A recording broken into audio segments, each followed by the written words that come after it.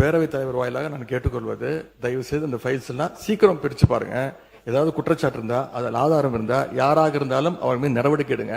இந்த உருட்டல் மிரட்டலுக்கெல்லாம் திராவிட முன்னேற்ற கழக உறுப்பினர்கள் பயப்படுவதற்கான எங்களுக்கு தேவை கிடையாது. மாண்புமிகு எதிர்க்கட்சி தலைவர் அவர்கள் காட்டுன்றாரு. அவருடைய கோரிக்கையை கட்டாயமாக முதல்வர் நிறைவேற்றுவார் என்பதையும் கூறிக்கொள்கிறேன். தமிழ்நாடு சட்டமன்றத்தில் நடக்கக்கூடியதெல்லாம் மக்களுக்கு தெரியணும். என்னென்ன யார் யாரு தொகுதி சார்ந்த பிரச்சனைகள் கேட்கறாங்க, அதுக்கு பதில் சொல்லணும். நேரலை தரும். உங்க மூலமா ஒரு கோரிக்கை வைக்கிறேன். முதல் கோரிக்கை என்னன்னா, நம்மளுடைய கேமரா டீம் இந்த எதிர்க்கட்சி வரிசை தொடர்ச்சியா அப்படி கமெண்ட் அடிக்கிறது, உரிமையில பேசுறது, லாஸ்ட் பெஞ்ச்ல இருந்தா டாக்டர் குடுகுடுன்னு எஞ்சி நடுவில் ஓடி வருது, இதையும் சேர்த்து ஸ்பிளிட் ஸ்கிரீன்ல காட்டுங்க. மதிப்புக்குரிய எதிர்க்கட்சி தலைவர் அவர்கள் பேசுகிற போது லைவ் பத்தி சொன்னார். உண்மைதான். அவங்க நேரலையை கடந்த ஆட்சியில மதிப்புக்குரிய முன்னாள் முதல்வர் அண்ணா மு.க. ஸ்டாலின் ஆட்சியில அதை தொடர்ந்தாங்க. ஆனா ஒரு நேரலை என்பது வெறும் ஆளுங்கட்சிக்கு சாதகமா இல்லாம முதல் முறை ஆட்சி நேரலை மட்டுமல்ல, முழுமையான நேரலை என்பது வெற்றி தலைவருடைய ஆட்சியில தான் தொடர்ந்துகிட்டு இருக்கோம். மதிப்பிற்குரிய பேரவை தலைவர் அவர்கள் நெற்றிக்கண் திறப்பினும் குற்றம் குற்றமேனு நடுநிலையோடு ஒரு கட்சி இரு கட்சி இல்லாமல் அனைத்து கட்சி உறுப்பினர்களினுடைய குரலும்,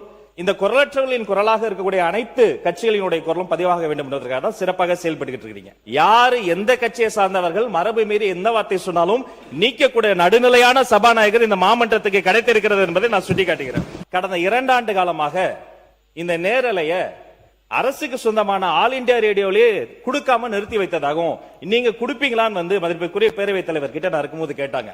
இதை குறித்து கலந்து ஆலோசித்து தொலைக்காட்சி மட்டும் கிடையாது, வானொலியிலும் நேரலை போட்டு குக்கிராமத்தில் இருக்கவங்க கேட்கட்டும் முடிவெடுத்த சபாநாயகர் நீங்க. எங்களுடைய மாண்புமிகு தமிழ்நாடு முதலமைச்சர் எப்போதும் எதுவாக இருந்தாலும் ஒரு சின்ன செய்தி, அது ஒரு விஷயம் வந்தா கூட பள்ளிக்கல்வித்துறை சார்பாக உடனே தொலைபேசியில் அழைத்து அது குறித்து கடுமையான நடவடிக்கை எடுக்க சொல்லுவார். இந்த மாமன்றத்தில் ஆல்ரெடி அந்த ஃபைல்ஸ் இருக்கிறதே ஒரு சுட்டி காமிச்சார். அந்த இஷ்யூவே நான் தான் ஏஞ்சி சொன்ன, அவர் ஆதாரத்தை எடுத்துட்டு போறாரு அப்படின்னு. இந்த நேரத்தில் அவர் சாதாரணமா இருந்தாலே அதெல்லாம் பண்ணாத போறாரு. மாண்புமிகு எதிர்க்கட்சி தலைவர் அவர்கள் காட்டுன்றாரு. அவருடைய கோரிக்கையை கட்டாயமாக முதல்வர் நிறைவேற்றுவார் என்பதையும் கூறிக்கொள்கிறேன். மிக சிறந்த சபாநாயகர் தமிழ்நாடு அரசியல் வரலாற்றில் இந்த மாமன்றத்தில் கிடைத்திருக்கிறது என்பதை பதிவு செய்கிறேன்.